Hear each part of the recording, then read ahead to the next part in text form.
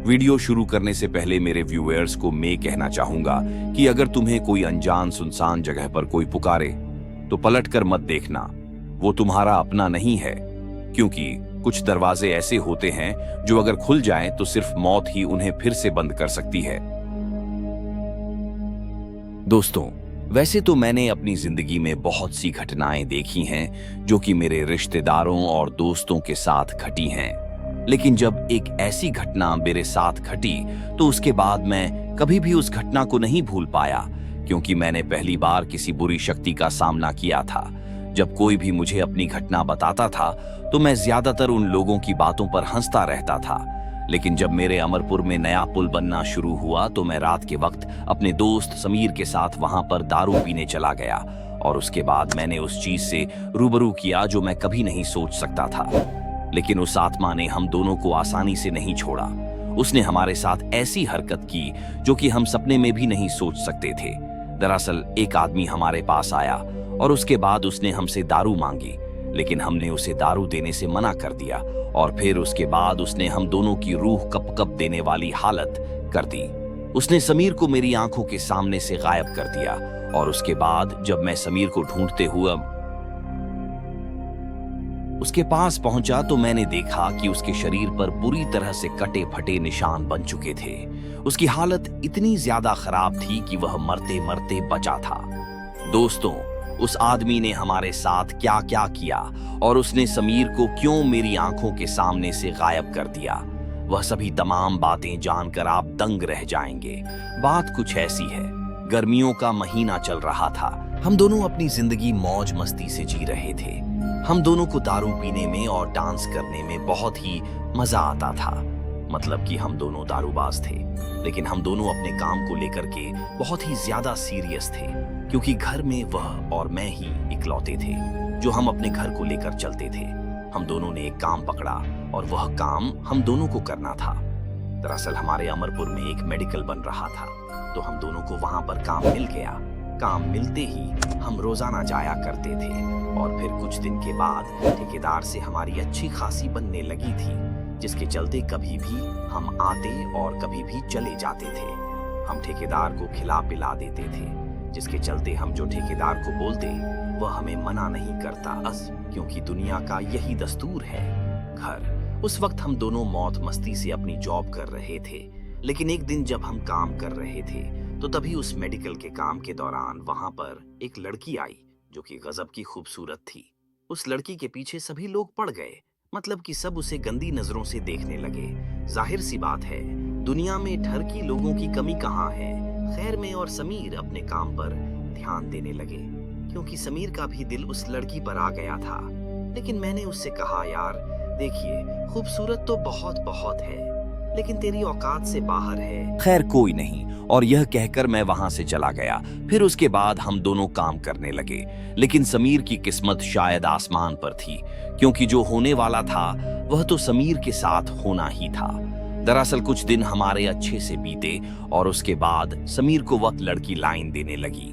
जब समीर ने मुझसे यह बोला तो मुझे वह बात मजाक लगी, लेकिन जब मैंने भी गौर किया तो मैंने देखा कि वो लड़की सच में समीर को लाइन मार रही थी। खैर, ऐसे ही कुछ दिन और बीते और उसके बाद समीर की बातचीत उस लड़की से होने लगी। उन दोनों का चक्कर चलने लगा। मैं समीर से बोला, बहुत दिन हो, चल यार, काफी दिन हो गए हैं, चल दारू की पार्टी रखते हैं। जब मैंने समीर से यह बोला तो उसके बाद उसने भी मेरी बात पर हामी भर दी, जिसके चलते समीर ने कहा कि दोई, इस बार हम गांव के पुराने पुल पर चलेंगे और वहीं पार्टी करेंगे, लोहित की।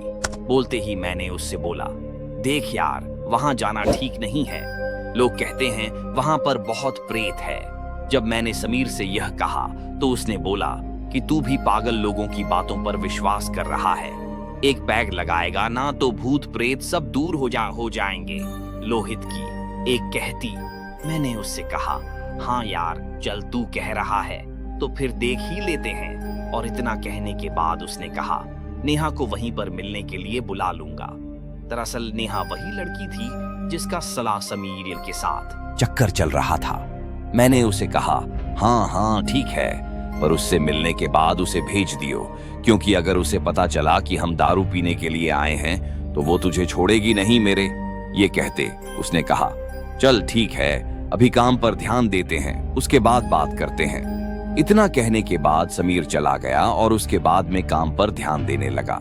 जब शाम के वक्त हमारा काम खत्म हुआ तो उसके बाद में और समीर घर पर आ गए और घर पर आने के बाद हम दोनों फ्रेश हुए और फिर उसके बाद हम दोनों सीधा घर से निकल पड़े। जब हम घर से निकले थे तो उस वक्त रात के करीब 9 बज रहे थे और फिर हम दोनों पहले छुपते छुपाते ठेके पर पहुंचे और उसके बाद हम दोनों ने दारू ली और दारू लेकर के हम दोनों निकल पड़े थे सीधा पुराने पुल की ओर। जब कुछ समय बाद हम पुराने पुल पर पहुंचे तो उसके बाद मैंने सारा का सारा सामान पुल के नीचे जाकर छुपा दिया और उसके बाद समीर इंतजार करने लगा नेहा के आने का। जब कुछ समय बीता तो उसके बाद नेहा भी आ गई और वो दोनों मिलने लगे। जब वो दोनों बात कर रहे थे तो उसके बाद मैं वहां से हट गया और जब समय बीता और समीर ने नेहा से मुलाकात कर ली तो उसके बाद वह मेरे पास आया और उससे कहा, चल भाई अब पेट पूजा भी कर लेते हैं। समीर के ये कहने के बाद मैंने उससे कहा, क्या हुआ, मिलकर कुछ ज्यादा ही जोश आ गया तेरे को? जिस पर उसने कहा, हाँ यार, लगता है मुझे प्यार हो गया है। समीर के यह कहते ही मैंने कहा, चुपचाप पैक बना, फालतू बकवास मत कर। जिसके चलते समीर पैक बनाने लगा और हम दोनों ने अभी 2 ही पैक मारे थे कि तभी एक आदमी हमारे पास आ गया और उस आदमी को देखते ही हम दोनों थोड़े घबरा गए क्योंकि हम डर गए थे कि कहीं ये हमारी जान पहचान का तो नहीं है। लेकिन जब मैंने उस आदमी को गौर से देखा तो हम उसे देखते रह गए। दरअसल उस आदमी का लिया बदला हुआ था। दरअसल उस आदमी ने काफी पुराने कपड़े पहने हुए थे और उसका चेहरा काला हो रखा था और साथ ही उसके हाथ पैर पर कटपट के निशान बने हुए थे। अब उस आदमी ने हमसे यही कहा था, अरे भैया क्या मुझे भी दारू मिल जाएगी पीने को? तो उस आदमी के ये कहते समीर बोला, कौन है बे तू और यहाँ क्या कर रहा है? जब समीर ने उस आदमी से यह बोला तो उसने कहा, मुझे दारू दे दो। उस आदमी के बोलते समीर उस पर चिल्ला उठा और बोला, चल भाग यहाँ से, नहीं तो मैं तुझे मार कर भगा दूंगा। समीर के कहते वो आदमी समीर को घूरने लगा और उसके बाद उसे घूरता रहा। जब वह समीर को घूर रहा था कि तभी गुस्से में आकर के समीर ने उस आदमी पर हाथ उठा दिया और उसके बाद उसे वहां से भगा दिया। जब वह आदमी हमारी नजरों से ओझल हो गया तो मैंने समीर से कहा, यार ऐसा क्यों किया तूने उसके साथ?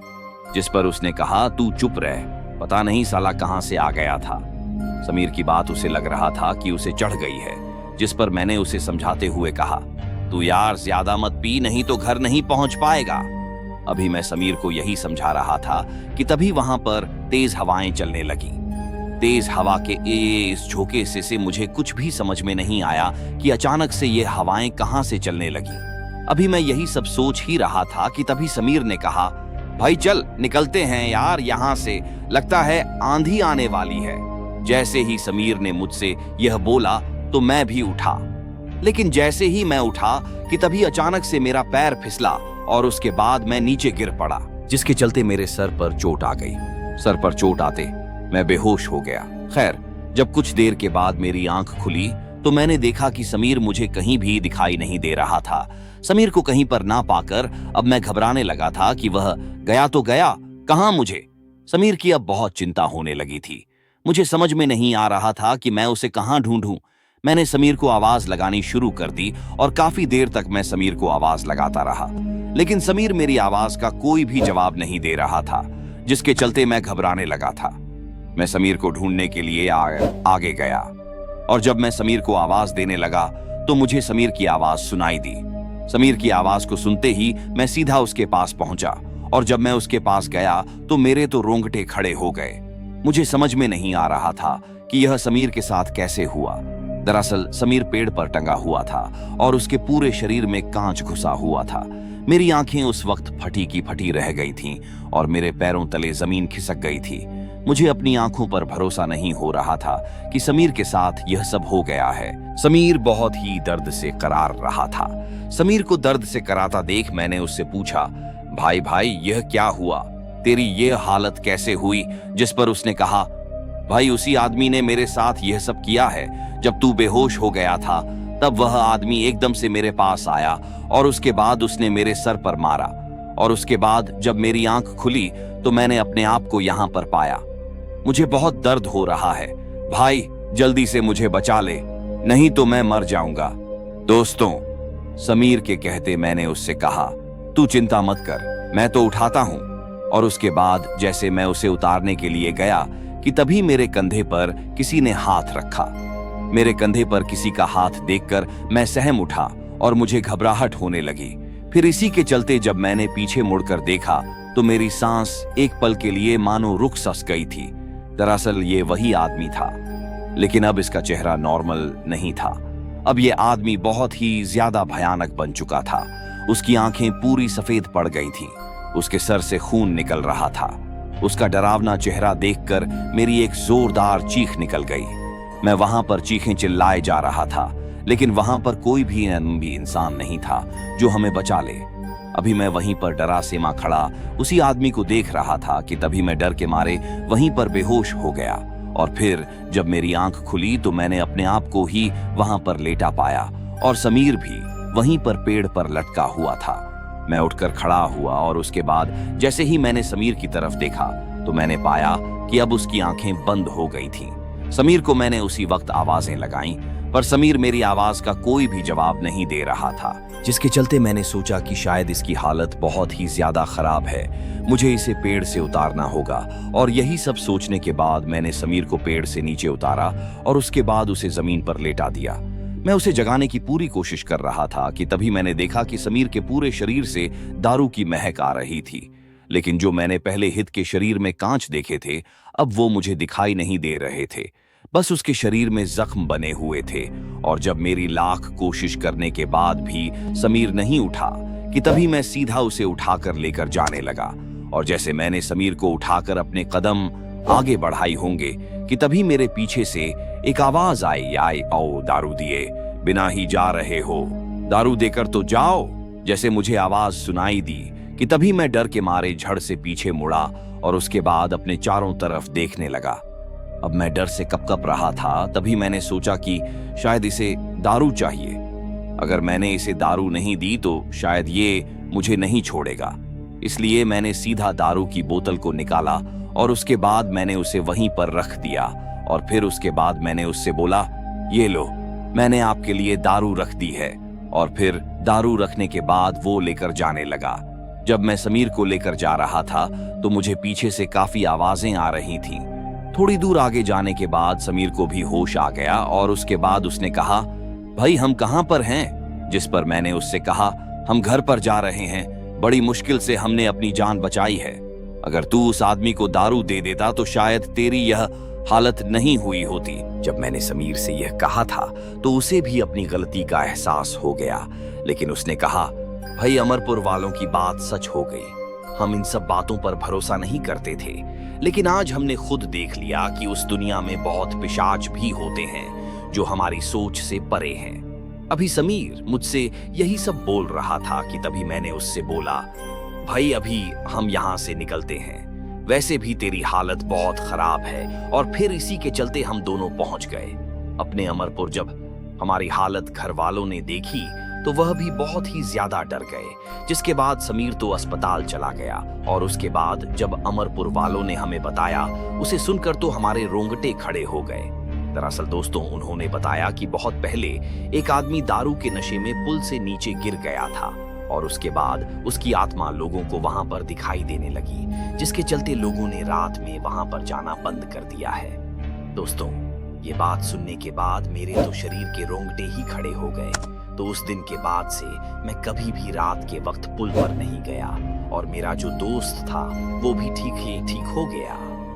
तो दोस्तों, आज की कहानी को हम यही खत्म करते हैं। अगर आपको ये कहानी पसंद आई हो तो चैनल को सब्सक्राइब कर देना ताकि ऐसी खौफनाक कहानी आपको सुनने को मिलती रहे।